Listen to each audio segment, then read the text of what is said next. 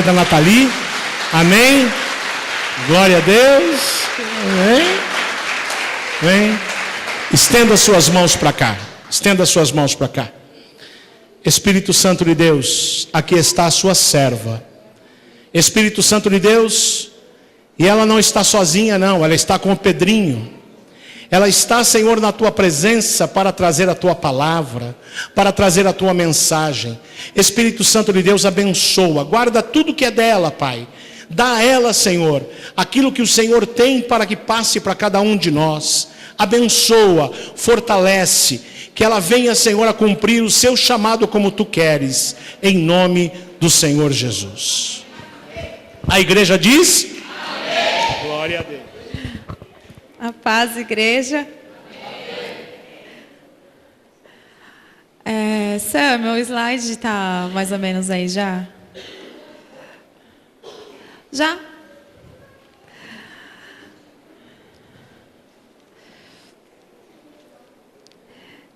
Igreja, o Senhor esteve falando comigo nessa palavra há muito tempo atrás. Na verdade, ela estava escrita aqui no meu caderno. E eu fui retornar esse caderno e Deus me levou a passar essa mensagem para a igreja, amém? Então que todos estejam atentos, crianças aí no fundo, se ajeitem, porque o Senhor tem para passar para nós, é uma história, e que nós temos que comer. Quem tiver então caneta, papel, quiser anotar, são estratégias, dica do Senhor realmente para nossas vidas. Então, fique atento, porque eu tive que quase estudar uns 3 livros para dar essa mensagem para a igreja. Então, eu quis até escrever para ficar bem fixo, porque tanta coisinhas assim, sabe, detalhes, e que chamam minha atenção, que fazem parte da história, do contexto. O que eu vou falar é sobre Neemias. Mas para falar de Neemias, eu precisei voltar em Esdras. E para falar de Esdras, eu precisei voltar em Crônicas. Para entender realmente o que era esse tumulto que estava acontecendo. Então, o título dessa palavra, se tivesse um título, seria Neemias para os dias atuais. Amém? Pode passar. Eu linkei, igreja, um monte de reis que passaram por Israel. E esses reis, todos eles, quando eu fui buscar em 2 Crônicas, tá? No livro, a palavra do Senhor dizia que quando eles eram aprovados e quando eles eram reprovados pelo Senhor. Então, para vocês terem uma noção, eu linkei aqui todos eles. É rápido para vocês só entenderem o que estava acontecendo com o povo. Quem eram esses líderes?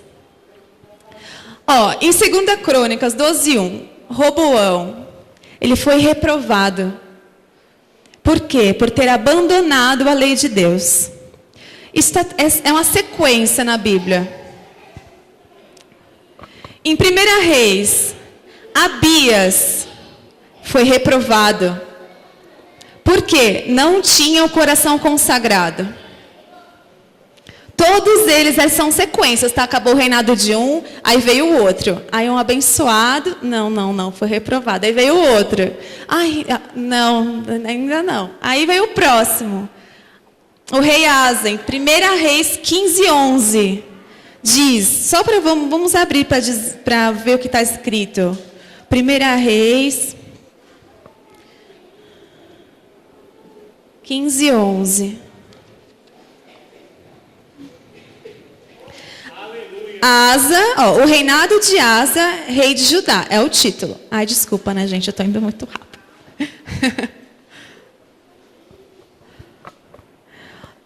Tá vendo que antes, aqui, no 15, o reinado de Abias. E lá no 14, é o reinado de Roboão. Então, tá vendo que veio vindo. Aí lá no 15:11 diz, Asa fez o que o Senhor aprova, tal como Davi, seu predecessor. Porque desde que Davi saiu do trono, aí começou a vir essa geração, assim, esse monte de reis. E aí, todos esses aqui em Crônicas, você vai ver, sempre tem esse verso, esse parágrafo, esse versículo. Fez o que o Senhor aprova, fez o que o Senhor reprova. Isso me chamou a atenção. Então, é isso que eu linkei aqui. Passa, Ju, por favor. 2 Crônicas 17, 6. Josafá, legal, foi aprovado. Mas logo em seguida, 2 Crônicas 21, 6. Jeorão, reprovado. 2 Crônicas 22, 4. Acasias, reprovado. 2 Crônicas, Atalaia, reprovado. Três passaram reprovados. Aí foram vindo. 2 Crônicas 24, 18. Olha, você pode ver que no mesmo 24, o mesmo capítulo, teve outro. Joás foi reprovado por ter abandonado o templo do Senhor. Em 2 Crônicas 25, 14, Amazias, ele foi reprovado de novo por causa da idolatria. Aí vem um alívio. 2 Crônicas 26, Uzias, aprovado. 2 Crônicas 27, 2, o Jotão, aprovado. Aí 2 Crônicas, o Acás, foi reprovado. Ezequias, aprovado. Manassés, reprovado. O Amon foi reprovado. Josias, aprovado. Aí vem, Joacás, reprovado. Joaquim, reprovado. Zedequias, reprovado. Enfim. Aí eu contei. Aí eu falei, parecia uma sala de aula, né? Onde os alunos estão. Total de 19 que eu fui listando. Com 6 aprovados e 13 reprovados. Eles estavam vindo numa sequência terrível. E a palavra do Senhor, logo no início do culto, falou do quê? De um espírito estável, da estabilidade. Isso não existia, porque quando o rei ele estava no poder, o povo todo era moldado nesse parâmetro. A idolatria, e todo mundo seguia esse caminho. E aí que eu vim buscando por quê? Depois disso, o Senhor, vamos lá em 2 Crônicas. Depois dessa sala maravilhosa, 19 pessoas, 13 reprovados, 2 Crônicas 36, 19. Depois dessa maravilha, aí teve.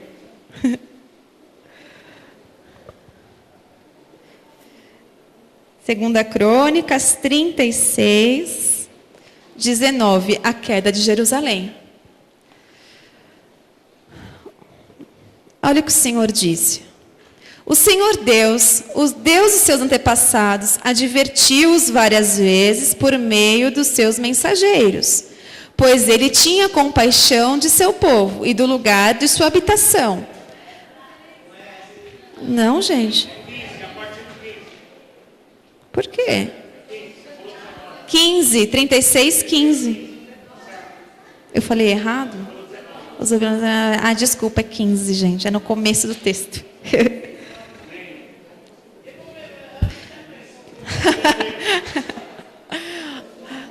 Olha o que aconteceu. É que eu estava bebendo alguma coisa na hora que eu estava fazendo a palavra. Aí pingou e tipo fez assim, ó, na minha tinta, sabe? Aí não sei se é 15 ou 19, ó. Não, era suco de... Não, era vitamina de abacate que o Juninho fez para mim. 15, gente, de novo. O Senhor, o Deus dos seus antepassados, advertiu-os várias vezes por meio dos seus mensageiros, pois ele tinha compaixão de seu povo e do lugar de sua habitação. Mas eles zombaram dos mensageiros de Deus, desprezaram as palavras deles e expuseram ao ridículo os seus profetas, até que a ira do Senhor se levantou contra o seu povo e já não houve remédio. O Senhor enviou contra eles o rei dos babilônios, que no santuário matou seus jovens, não poupou nem rapaz nem moça, aí vem. E está dizendo, deixa eu ver aonde. No 19 aí. Os babilônios incendiaram o templo do Senhor e derrubaram o muro de Jerusalém. Queimaram todos os palácios, destruíram todos os utensílios de valor que havia neles. 20. Nabucodonosor levou para o exílio na Babilônia os remanescentes que escaparam da espada para serem seus escravos e dos seus descendentes até a época do domínio persa. Então, depois disso se veio a ira do Senhor, todo o povo foi, pela permissão do Senhor, está dizendo, eles foram levados ao exílio à Babilônia. Caiu tudo, Jerusalém, o muro, enfim. Esse era o cenário de Jerusalém, porque eu vou chegar em Neemias. Então, logo no livro seguinte veio Esdras. Esdras e seu grupo voltaram para Jerusalém. É levantado como um reformador espiritual, porque o povo havia se corrompido e os líderes e os oficiais que estavam na frente desse povo, nessas atitudes, também eram infiéis. Então Esdras veio, reconstruiu o altar, enfim. E o que me chamou a atenção, que eu me vi nessa história. Eu falei, eu estou assim, vindo de governantes, de tudo. Eu me vi assim, Deus, será que nós estamos no exílio? Será que nós fomos, sabe? Porque foi tanto povo reprovado, tantas lideranças reprovadas, os líderes, os oficiais, todos eles eram levados pela infidelidade. Até que veio Neemias. E nós não vivemos isso só na cidade, igreja. Eu não quero que nós pensamos só assim, legal, ela está falando da água. Não, ela está falando do Estado Islâmico. Não, nós vivemos isso na nossa cidade, no nosso país, na nossa igreja, no nosso ministério, no nosso trabalho. Nós vemos essa reprovação por parte da desobediência ao Senhor. Nós vemos isso em vários aspectos. E aí chegou Neemias. Tudo isso eu passei até que meio que rápido, meio atribulada, mas era para explicar como esse povo estava. E por que eles foram levados ao exílio depois de tanto tempo. E Neemias, ele era um homem que servia como copeiro. Ele era simplesmente copeiro. Só que Neemias tinha algo muito, muito especial que nós devemos nos basear nele, nesses momentos que nós precisamos de foco, que nós precisamos erguer, nos unir. Então é por isso que o Senhor quer falar conosco. Quais são essas estratégias? Nós devemos imitar Neemias nos dias de hoje. E cada capítulo do livro de Neemias tem uma estratégia. Então, vamos... Ju, acho que você pode passar, acho que eu já escrevi um. Neemias 1:4.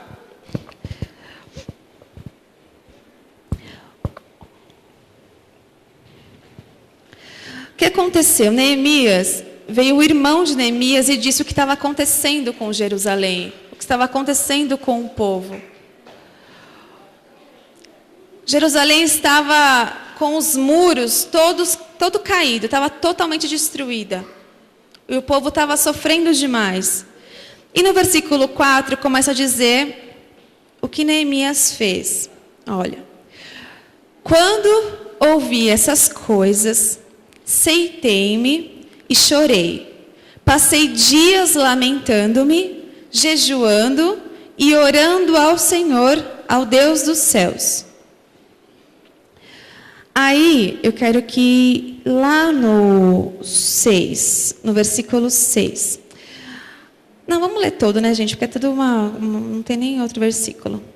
Então, eu disse: Senhor, Deus dos céus, Deus grande e temível, fiel à aliança e misericordioso, com os que te amam e obedecem aos teus mandamentos, que os teus ouvidos estejam atentos e os teus olhos estejam abertos para a oração que o teu servo está fazendo diante de ti, dia e noite, em favor de seus servos, o povo de Israel. É aí que eu queria chegar. Confessa os pecados que nós, os israelitas, temos cometido contra ti. Então, qual é a primeira atitude de um homem de Deus em relação a uma tribulação, a uma luta? Quando você escuta uma luta, um homem de Deus, ele se compadece, se identifica com o pecado, ora e jejua. Então, por isso que eu falei, se você quiser anotar, essa é uma estratégia que ele usou. Da oração não ser a última. Às vezes, nós fazermos recorrer à oração ou recorrer ao jejum. Não, primeiro ele se identificou com o pecado, ele estava lá, copeiro, legal. Ele pediu perdão. Senhor, me perdoa os nossos pecados. Eu me compadeço com este povo. Orou e jejuou. Então, essa é uma estratégia que nós devemos ter. Se nós fizermos sim, lá na frente nós vamos ver a vitória de Neemias. Segundo, Ju. Aí, Neemias 2:17.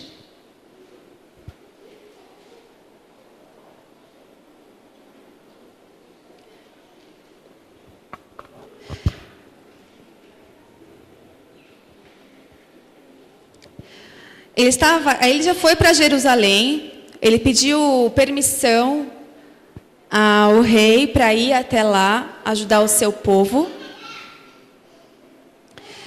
Chegando lá, ele viu o povo lá, e aí que ele disse, na parte B aqui desse versículo: venham, vamos reconstruir os muros de Jerusalém, para que não fiquemos mais nessa situação humilhante. Então, vocês estão acompanhando? Estamos, né? 18. Também lhes contei como Deus tinha sido bondoso comigo e o que o rei me tinha dito. O que Neemias fez? Ele chegou lá encorajando todo mundo. Vamos fazer, vai. Vamos, ainda testemunhou. Também lhes contei como Deus tinha sido bondoso comigo e o que o rei me tinha dito. Então, a segunda atitude de um servo de Deus diante de uma tribulação, ao encarar uma jornada, devemos encarar honestamente as circunstâncias, os problemas e os recursos, e principalmente encorajar o povo. No 2 aqui todo, ele veio, ele foi à noite, ele foi vendo assim, como estratégia, ele foi olhando o muro, ele foi vendo que tinha caído, ele foi olhando as circunstâncias, ele foi olhando, o que eu tenho, quais são os meus recursos, o que pode acontecer comigo e quais são os meus recursos, o que eu posso fazer. E chegou e falou: tudo bem, agora eu vou encorajar o povo, eu vou chamar esse povo para mim, para estar junto comigo. Então, essa é uma das estratégias. Olha, encare honestamente as circunstâncias de onde você está, os seus problemas e quais são os seus recursos. E, principalmente, encorajem o povo, encoraje quem está junto com você. Essa é uma outra dica que Neemias tem para nossas vidas. Amém? Pode passar, Ju. 3. O 3 está no capítulo 3.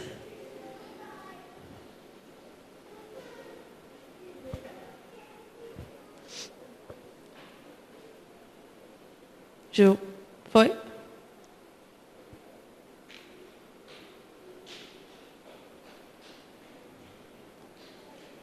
Travou? Se travou, eu tenho aqui.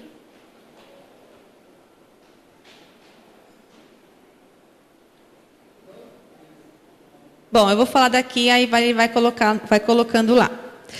Neemias 3:12.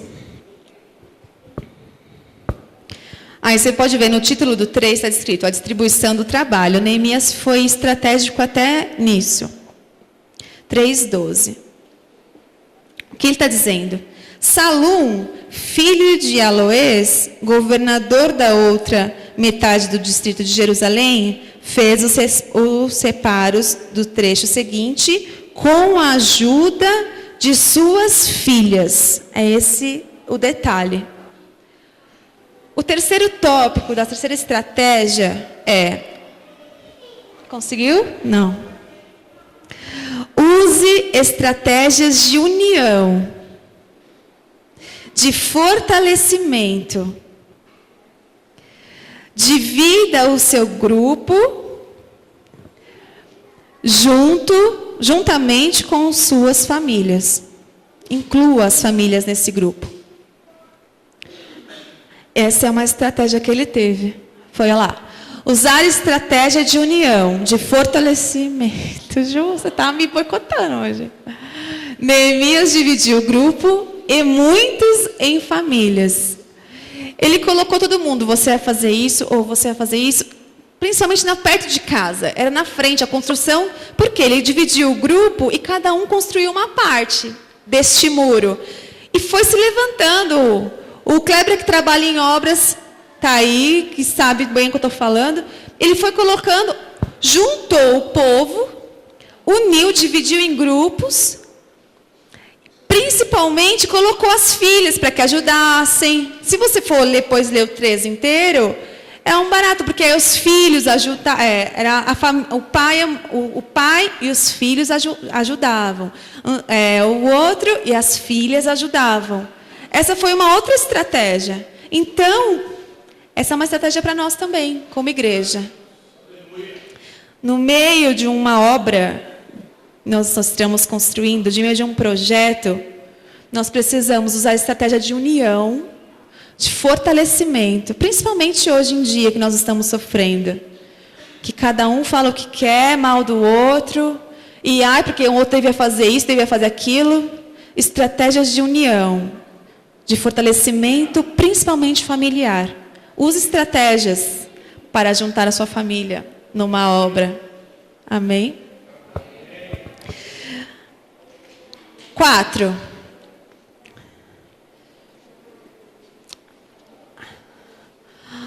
Neemias 4:7.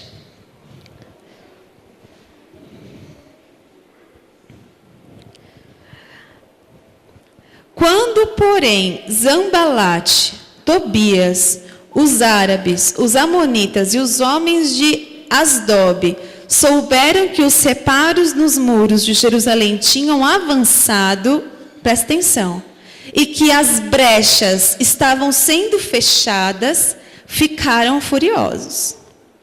Todos juntos planejaram atacar Jerusalém e causar confusão. Mas nós oramos ao nosso Deus e colocamos guardas de dia e de noite para proteger-nos deles. A outra estratégia de Neemias para vocês e para mim, para a igreja. Quando a oposição se levantar, levante-se também. Levante a guarda, feche as brechas e vigie 24 horas se preciso. Essa foi uma estratégia de Neemias também.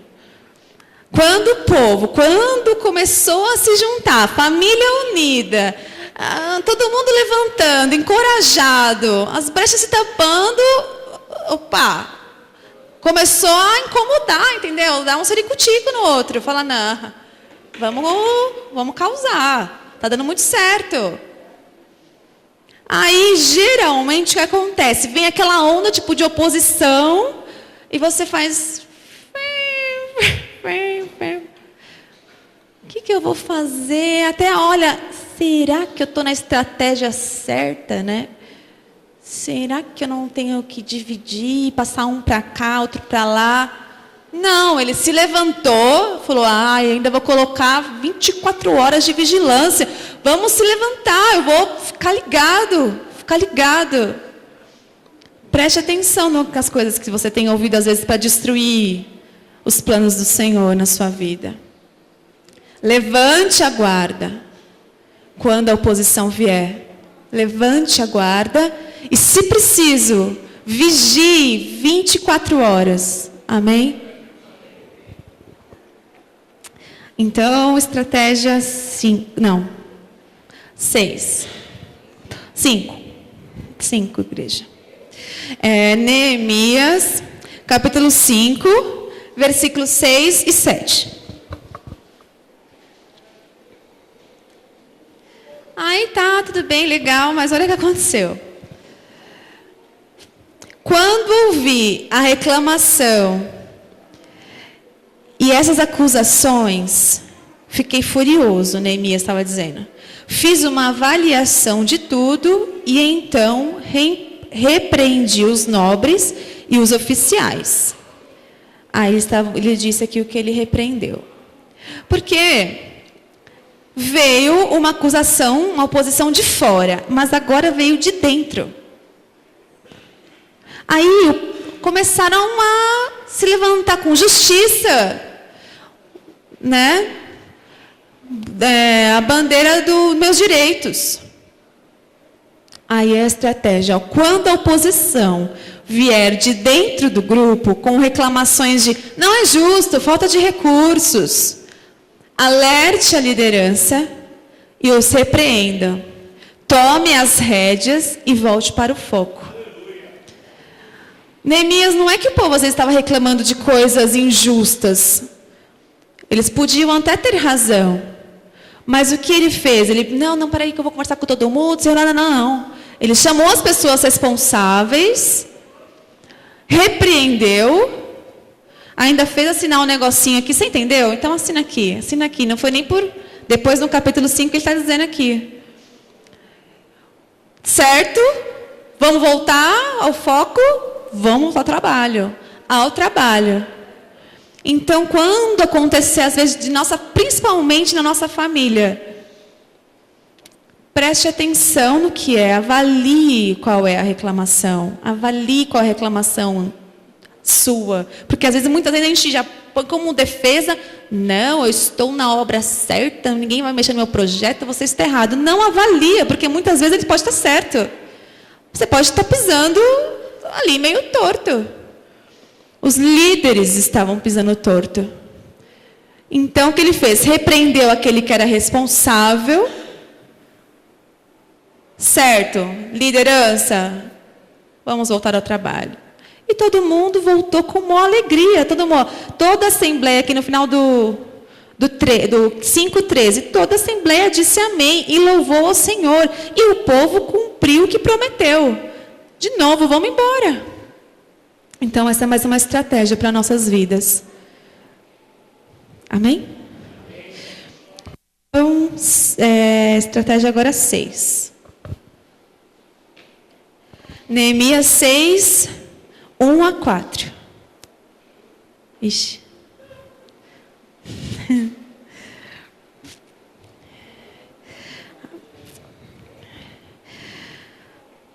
Vamos lá, de 1 a 4. Quando Zambalate, Tobias, Gesem, o árabe e o restante de nossos inimigos souberam que eu estava construindo o muro e não havia ficado nenhuma brecha, embora até então eu ainda não tivesse colocado as portas nos seus lugares, Zambalate e Gesem mandaram-me a seguinte mensagem. Olha só.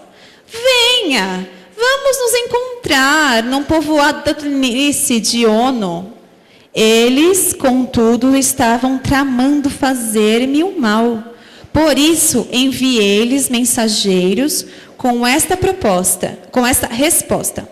Estou executando um grande projeto e não posso descer. Por que parar a obra para ir encontrar-me com vocês? Eles me mandaram 4 vezes as mesmas mensagens e todas as vezes eu lhe dei a mesma resposta. Voltou, olha. Quando quiserem desviar a sua atenção do foco, não aceite os convites e mantenha-se firme no seu propósito. Amém? Neemias recebeu simplesmente, acho que 5, convites. Vamos descer lá ali para se encontrar, uma coisa meio vaga. Vamos lá embaixo lá se encontrar. Querendo tirar ele do trabalho, do objetivo dele. Sei lá, eu vou dar um exemplo aqui que muita gente dá, que pode ser domingo de manhã. Vamos lá, não sei, ou quarta-noite, dia de cultuar ao Senhor, ou o dia do evangelismo, não sei, um dia que você, enfim, estabeleceu um compromisso com o Senhor, um dia que você cultua na sua casa, um dia que você tem algo com o Senhor, sempre aparece uma coisinha ou outra, sempre. E os convites vêm. Sempre aparecem coisinhas nos nossos projetos com o Senhor. Qualquer projeto, igreja. Eu disse culto ao Senhor, mas planeja fazer algo para o Senhor, um jejum, sei lá. Aparece aquela festa de doce, você fala, depois da festa, sabe assim? Depois da festa eu vou comer um doce, depois eu começo meu jejum. Sempre aparece uma tentaçãozinha ou outra para te tirar do foco. Recuse, volte ao foco, recuse todos os convites que te derem, para você manter o seu compromisso com o Senhor. Amém? 7ª e última estratégias do Senhor que Neemias fez, que está no capítulo 7. Neemias 7:3. Eu lhes disse: as portas de Jerusalém não deverão ser abertas, enquanto o sol não estiver alto. E antes de deixarem o serviço, os porteiros deverão fechar as travas e travar as portas. Também designei moradores de Jerusalém para sentinelas, alguns em postos no muro, outros em frente das suas casas. Uma estratégia: zele sempre pela segurança, sempre pela segurança do seu povo, da sua família. Segurança do quê? De ladrão, assim, na rua, você está dizendo? Assim, de... Zele pela segurança da sua família, no sentido espiritual, principalmente. Presta atenção no que Deus tem. Ele tranque as portas, não deixe assim à noite, sabe? Quando o sol, enquanto o sol, até o sol não estar alto, feche as portas. Entendeu? Você acabou de ser reconstruído, o muro está lá, está todo mundo querendo te pegar. Fique esperto. Fala para todo mundo ficar, família, vamos, povo, cuidado, zele por essa segurança espiritual. Tem estratégias, olha adiante. Preste atenção, você está no meio da obra, no meio do trabalho. No meio do trabalho, você acabou de construir algo tremendo, tremendo. A oposição se levantou de fora, de dentro, está todo mundo querendo te sugar. É a hora de você começar. Então, olha, feche as portas à noite, tranque. No sentido que fique em oração, fica reservado. Entre em silêncio com o Senhor, na sua casa, sua cama. Entre em oração. Segurança. Não coloque a cara de fora. Construímos o muro. Todo mundo. Uhul, construímos o muro. Está aqui. Calma. Você acabou de ser construído. Acabou de planejar. Presta atenção. Amém? Para terminar, olha o que aconteceu depois de tudo isso. Por que eu passei essas dicas? O que aconteceu com Neemias? Você fala, tudo bem, ele fez tudo isso. O que aconteceu? Está aqui. Vamos ler todo ele, o término da construção. Tá? Capítulo 6, o 15. O muro ficou pronto no 25º dia de Elul. Com 52 dias, eles construíram a obra, reconstruíram o muro. 52 dias. Nossa, eu penso numa obra que a gente está passando no sítio. Jesus, a gente parece que não tem fim, né? Fala 100 dias, fala, meu Deus, fala 52, é muito rápido. Por um muro de Jerusalém. Cadê? 16. Quando todos os nossos inimigos souberam disso, todas as nações vizinhas ficarão atemorizadas e com orgulho ferido, pois perceberam que essa obra havia sido executada com a ajuda de nosso Deus. E também naqueles dias, os nobres de Judá estavam enviando muitas cartas a Tobias, que lhes enviava resposta. Deixa eu ver se é até aqui. É até aqui, igreja. Por que então da segurança? Olha, muitos vizinhos ficaram com orgulho ferido quando viram a obra ser completa. Tome cuidado. Comece a construir o seu muro. Comece, se você ainda não começou a construir, qual o muro? Comece a fazer a obra de Deus na sua vida. O muro, a sua vida é a obra. A sua vida é a grande obra do Senhor. Amém? Esta foi a palavra que o Senhor me deu.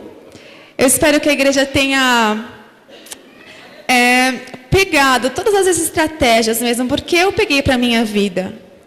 E eu espero que nós juntos, com todas essas estratégias, possamos reconstruir o muro dessa cidade, da igreja, do bairro, e ter mesmo esse reino do Senhor ver ser erguido na nossa vizinhança, em nossa casa, em nossa família. E eu queria convidar a igreja a tentar se colocar de pé, para agradecer ao Senhor. Depois que nós somos alimentados, de fazer com que o Senhor fixe em nosso coração, em nossa mente, esta palavra. E você também pode refletir, qual é esta grande obra que você vai ter que encarar, ou se você está encarando. Amém? Vamos orar, igreja. Senhor, eu te louvo por esta palavra. Eu te louvo, Senhor, porque o Senhor nos trouxe a lucidez, tantas estratégias. Sim, Senhor, que nós precisamos mesmo, Senhor, ter estratégias de obra, papai. Em nome de Jesus, que essas estratégias, Senhor, que essas dicas, esses conselhos possam ser firmados em nossa mente, Senhor, dia após dia, no nosso dia a dia, no nosso caminhar. Senhor, em nome de Jesus, que nós possamos lembrar da